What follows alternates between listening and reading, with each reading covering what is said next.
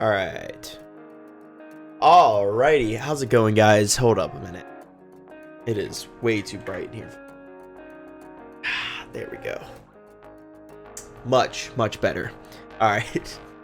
Anyways, with the cringiness aside, there is currently a giveaway going on, and I want to let you guys know about that before we get into the video. If you head over to MagnaCore Energy on Twitter, it's going to be at MagnaCore Energy. I'll leave a link in the description below. You can go follow them, retweet this tweet that I have pulled up right here, as well as tag 2 or more friends, and you guys get a chance to win this right here, which is this shaker cup, their blacked out shaker cup.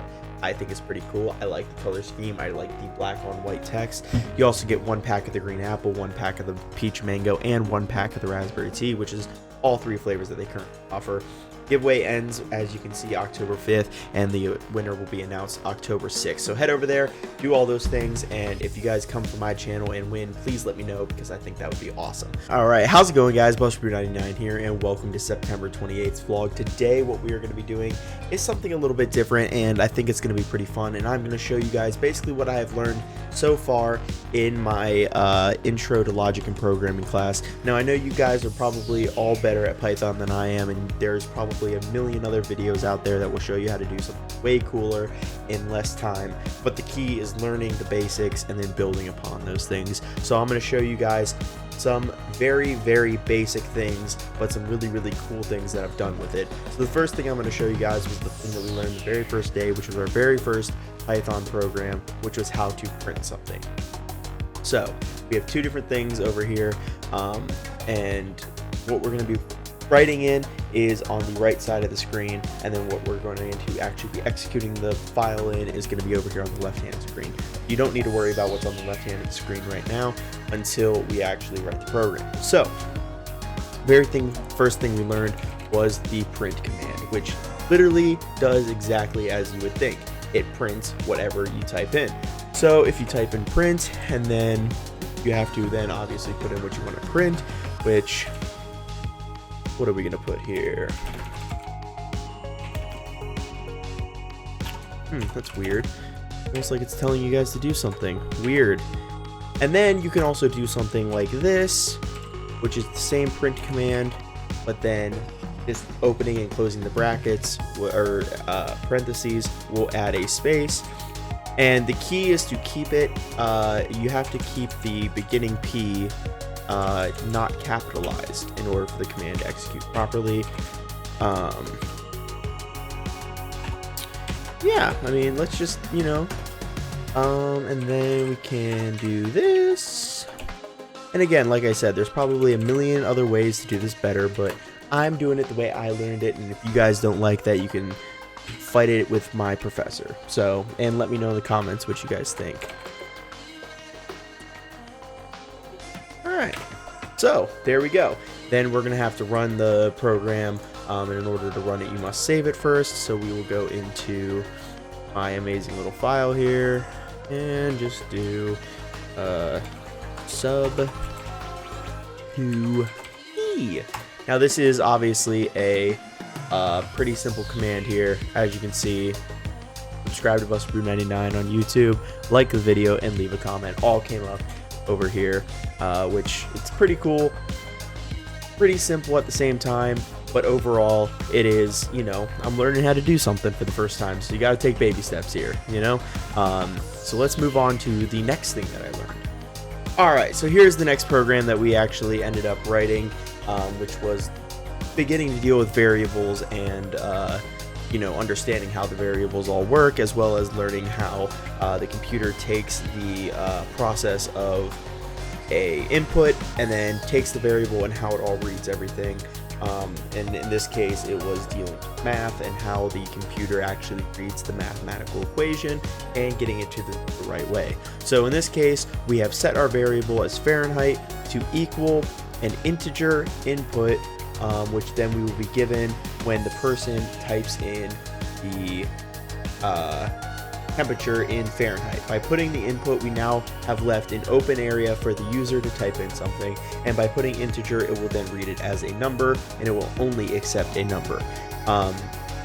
Then by putting the variable Celsius, we have now set Celsius to equal Fahrenheit minus 32 multiplied by 5/9. And then our final thing will print what we have labeled. It'll print saying temperature, and then wherever after that temperature, it will say, okay, it'll be Fahrenheit, which we've already set to be our input, is equal to Celsius, and then it will then calculate what we've input into the proper area. So let's run the program here. Hit F5 and you'll see it says enter a temperature in Fahrenheit. So let's just say we know that 32 degrees Fahrenheit will be 0 degrees Celsius. So if we type in 32, 0 degrees Celsius. Easy peasy. So then we can do the same thing with Celsius to Fahrenheit, which in this case, it was basically learning that if you take the same program, it's important to keep a list of all the programs that you've run. That way, when you go to rewrite a program, you don't have to start from the beginning. All we had to do here was change some variables and switch around the way the equation works. And essentially, we're running the same equation with a slightly altered equation right here. This part is the main part that changed. All these other variables could have stayed the same, it just would have been confusing for the user. So without further ado, let's hit F5 to run it. Now let's enter in a temperature in Fahrenheit or in Celsius. So we know that 0 degrees Celsius is going to be 32 degrees Fahrenheit. Those are both the freezing temperatures. So if we type in 0 degrees Celsius, we get 32 degrees Fahrenheit. It's a pretty simple program, but I felt really good learning that I could do a user input and actually have something useful. Now obviously it's much easier probably to go over to Google and type it in, but at the same time I now have a program of my own that I can use to calculate the degrees from Fahrenheit to Celsius and Celsius to Fahrenheit. Let's move on to what we learned next. Alright, so this is where things start to get a little bit spicy when it comes to the actual program. This program takes the standard decimal number 1 through 10 and turns it into the Roman numerals. So in this case, we have our print statement that actually we have programmed in a way to actually exit the program. So we have enter X for exit, and then it will print out saying that enter an integer between 1 and 10. This is giving our user the basic idea of what the program is going to do. So for instance here, we have an if command. This is the first time we've ever used these. Basically, it's stating that if this happens, then it will do this, which is then defined by exit. So in this case, if the decimal, which is our variable that we've set, is equal to X, we will then exit out of the program, which is something that's pretty cool because it's the first time we've learned how to quit out of a program by putting in a user input. We then have put in an else statement, which is saying, okay, if that doesn't happen, then this is going to happen, and in which case we have put an integer in, which we have then named decimal. So by doing this, we then have set up another if statement, which then is an elif statement, which then basically sets up our main thing. So if the decimal is equal to 1, we then get it put out that 1 is I in Roman numerals, and so on and so forth until you get all the way down to if the decimal is equal to 10. 10 is X in Roman numerals. But we also have an else statement here that allows for the user to put in anything and get a variable. So let's run the program and see what it does. Alright, so now that you guys are actually able to see what's going on here, I can now enter in, let's say, X to see what happens. The program is still running. Do you want to kill it? Okay. So as you can see, it works here. We're back up here. Anytime, any number that we would possibly want to enter, we can then do so and get the Roman numeral output here. So for instance, let's put in 5. 5 is V in Roman numerals. Again, it's a very simple program, but you're learning the basics of programming by doing this. And by learning the basics, you can then build onto it, and from there on, expand your knowledge. And I'll give you guys an example of that right now. So this is an example of a program that I did on my own by myself here that basically put a little bit of everything into what I had already learned. I programmed this completely by myself, and it was just based on the things that I had learned. The reason why I wanted to do this was to test myself and not have to worry about any grades or deadlines. I wanted to be able to sit down and actually have fun doing something, which, by the way, I do have fun doing my homework, but it was a little bit different. So what this is, if you guys can read, it is a Mad Libs program. I went on to Mad Libs website, downloaded one of their printouts, and then converted it into a running program. Now, you're not going to have any of the cool animations or anything like that you might get with a standard other program, but we'll get there eventually. So, to run this out, basically it prints out that this program is by me, and that is Madlib's Vacation. I wanted to give credit to Madlibs because it is their actual thing. We have all of our variables set here, which we had a lot of them, and then a lot of print statements right here, which is the actual story itself, which we will then get to. So basically, you print out, the beginning of the story, call the variable, print out the next part of the story, print, and so on and so forth. Then we have all the definitions, where we define the actual variables themselves, as well as address all the inputs, and then recall back to the beginning, where it then places it into the story. And all the way down here at the bottom, it will call back the main, which brings us all the way back up to where we define the main, running the whole story with all of the defined variables and actually outputting the thing that we have done. So let's run this, and this will probably be the last thing for you guys. So let's hit F5 here. So enter an adjective. Do tall. Enter another adjective. Big. Enter a noun. Computer. Enter another noun. Let's do car. Enter a plural noun. Pillows. Enter a game. Minecraft. Enter a plural noun. Trees.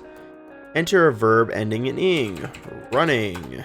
Enter another verb ending in ing. Camping. Enter another plural noun. Masks. I don't know. And enter another verb ending in ing. Singing. Okay. Enter a noun. Ball. Enter a plant. I don't know. Eucalyptus? Pretty sure that's pretty dang close. Arm for part of the body. Enter a place. Texas. Enter another verb ending in ing. Scratching. Enter an adjective. Green. Enter a number. 5.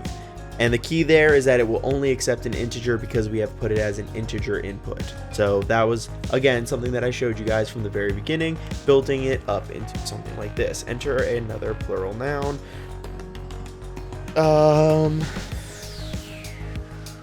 Pizzas. And there we go. We have our story. And once again, I am in the way of it. That is fine. I will actually just move it over to this window here. So we will read off the story to you guys. A vacation is when you take a trip to some tall place with your big family. Usually you go to some place that is near a computer or up on a car. A good vacation is one where you can ride pillows or play Minecraft or go hunting for trees. I like to spend my time running or camping. When parents go on a vacation, they spend their time eating 3 masks a day. And fathers play golf and mothers sit around singing. Last summer, my little brother fell in a ball and got poison eucalyptus all over his arm. My family is going to Texas and will practice scratching. Parents need vacations more than kids because parents are always very green, and because they have to work 5 hours every day to make enough pizzas to pay for the vacation. The end. So it's like your classic Madlib, acting crazy and all that other fun stuff.